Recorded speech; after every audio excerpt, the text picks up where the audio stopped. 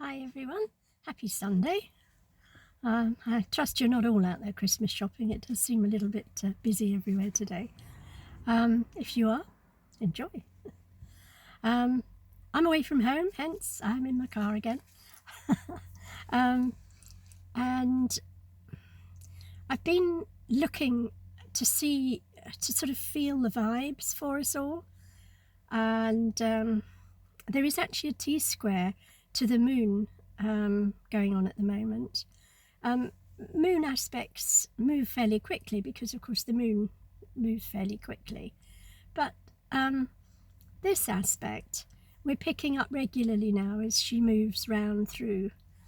And now she's in Aquarius again, and that makes her square to Uranus in Taurus and square to Mars in Scorpio. And the Uranus and Mars oppose each other across that Taurus Scorpio aspect. And all of that is speaking of change and resistance to change. I'm certainly seeing both. I'm seeing change and I'm seeing resistance to change. A lot of the resistance to change comes from people of my generation who for some reason feel at odds with the young generation. I really don't understand this. Like it was my dream in the 60s that people would all be enlightened, and somehow we're moving towards that, it seems to me, which can only be a positive thing. But hey, you know, it's quite difficult when humans start picking on each other so badly. So I thought today, and I am only limited to playing cards, but that makes no difference really to the assistance that we get from above. I was going to ask for us as a little group for some direction as to how we can work positively with change in our lives. And this will be, of course, general because, you know, but it is done on the intention that it will apply to each one of us, that somehow each one of us will get a message out of it. So I am so hoping that works. So this is fun. Here we go. So I'm shuffling and I'm just going to concentrate for a sec.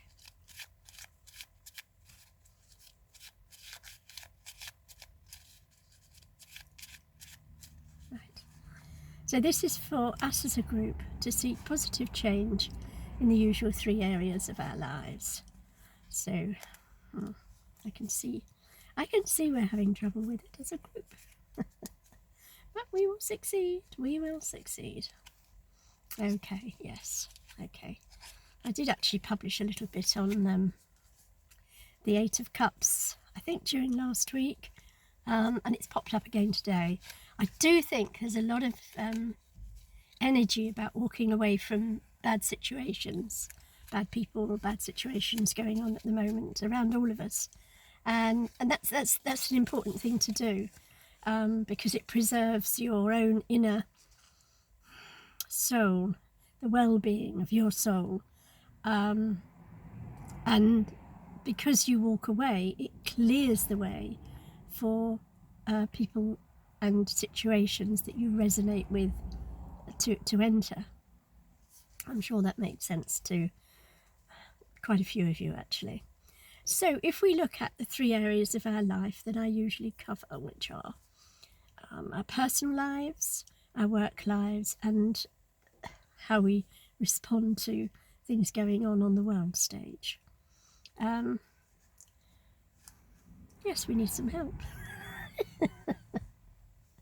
Okay, so here we have the level of anxiety in our personal lives that we are showing at the moment. Okay, and that's very much a card of sleeplessness. Now the worry can come from being very compassionate and very caring, and when things appear to be going wrong in your personal world, there's a tendency to take it all on yourself because those in this group are sensitive, and so we tend to be the sensitive ones in the family, in the relationship, more so than other people possibly.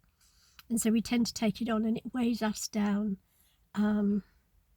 unnecessarily, and doesn't allow us to free our thoughts so that we can progress. So I always find this very embarrassing. There are people out there thinking I'm talking to myself, but I am. But they're sort of being quite curious. We don't care. Anyway, yeah, so there's this tendency to care a little too much and take a lot on ourselves, and this interrupts sleep patterns, can interrupt meditation patterns. If you're into meditating, it's very important that you find that quiet time, just to let that mental debris settle, because there are some people that live in a very wound up world. They take on a lot of stuff from the exterior world, and they bring it with them into our sphere if they're people that are close to us. And it's quite important to have your own system in place to protect yourself. For me, that is meditation. It's also using Astro Tarot, which is largely what I'm doing here and now and sharing with you, which is I'm combining astrology with the tarot. And so I know from astrology there's some aggravation going on. Yeah. And I also know that aggravation is a healing process. So I know there's a healing going on. But sometimes if you've taken on too much, it's difficult to get that healing energy in. So if you're finding that you're getting overstressed and worried about people in your circle, maybe even worried about yourself and your future, it's time to link in to higher forces.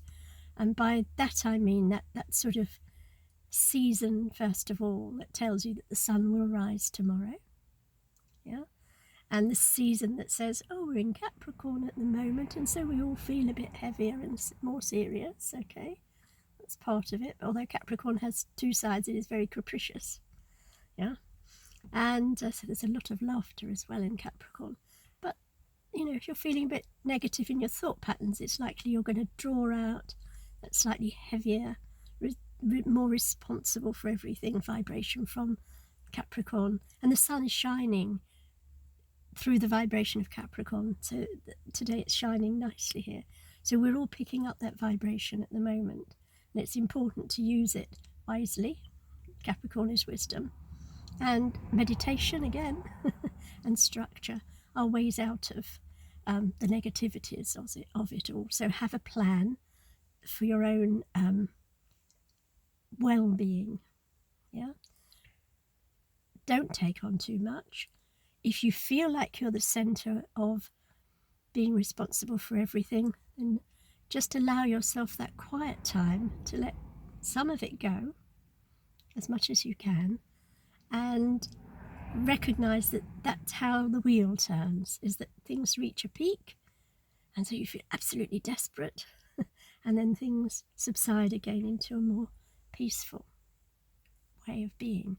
So you can amplify the peace within yourself. And part of the reason why we do astrology and tarot is because we can transcend time via them. I can look at Capricorn and know that it's Capricorn here and what it represents. And I can also know that the opposite of Capricorn is the midsummer sign of Cancer, which is about everything blooming. And so part of my meditations at the moment are on that blossoming of the world that takes place, and that beautiful atmosphere of enchantment and fairies that happens at midsummer when you can go out late at night and enjoy, you know. So that balances and helps to bring out the best in both sides. So yeah, so anxiety is around, and if you're involved in that, break the cycle by realizing it is a cycle. Okay. Now, we've always, without fail, we have brilliant cards regarding our work situation, our work life. So this week, and this is intended to be actually for the week ahead, so going into the first week of December 2019. Now, in our work, the card this week is not a bad card, but it's a card that says much depends on us. If we want progress, then it's up to us to do it, and very likely we will be the only one making the progress. Okay. So that can feel a bit of a there can be uncertainty in that situation. If you're looking for progress at work, it will depend on you. Okay. But communicate with your ancestors on this, because there's a lot to be gleaned from your ancestors, although they may never have worked in the trade or profession that you're working in, whatever. They still have wisdom about how it is to live on this earth. And so talk to them. Never be afraid to connect to them, because they, you stand on their shoulders, and let them feed you their wisdom. Because when you're working alone on the physical plane, you always have other helpers. So that's how you'll get your work life to go forward. If you don't take the highest vibration that you can, either via ancestors, angels, whatever, guides of some sort, and step out on your own, being the progress. And it might be that you don't need to reveal that progress to everyone, especially those that you know that will resist. Okay. And if you let that progress lead you forward, and you be the leader of it, then you will have success, but it depends on you. It's not guaranteed. And it's a kind of no cross, no crown situation. So there'll be difficulties, but you'll win through, and your character will grow as a result of it. So chat to those ancestors. They're very loyal, and very loving. So on the world stage, for us all, it will be a very good idea for us just to walk away from any situation that isn't serving us. Yeah, I know at the moment it's easy to get into political arguments. It's easy to get into lots of different arguments, yeah, at the moment. And it's a good idea just to let go of what's not serving you and reach for your ideal and just take a little step towards it. So if your ideal world is one of peace, then become the peace. Okay? If your ideal world is one of joy, then become the joy. And just put your foot on that path and start moving towards it. Okay. I hope you found that helpful. Certainly the cards here are telling me that it's easy this week to lose faith and to be crushed by negative influences. Okay, so keep the faith, keep yourself progressing, and know that you're made of energy, and you can inspire, be inspired yourself, and you can inspire others. Okay. Gosh, that seemed like a really long thing to do. I shall have to check it out. Good luck for the week ahead. If you have any questions, just pop them down in the comments and I'll try and handle them best I can. I'm hoping today to get to see my boat home. I saw it briefly yesterday. But yeah, I just have to, at the moment, needs must of making a living. I'm often away, but it's very good because my tarot and my astrology just travel with me. See you soon. Bless you. Bye.